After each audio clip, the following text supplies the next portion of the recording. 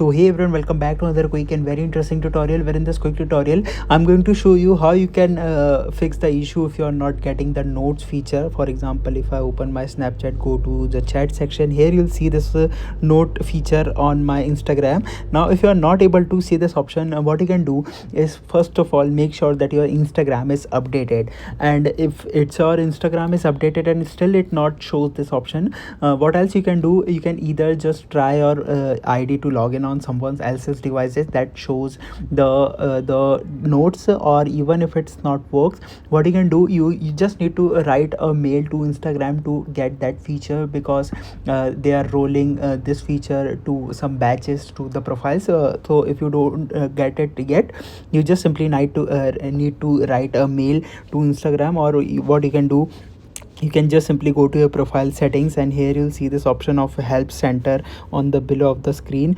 And here either you can get the help and chat with them about a problem, or you can directly write a mail to them.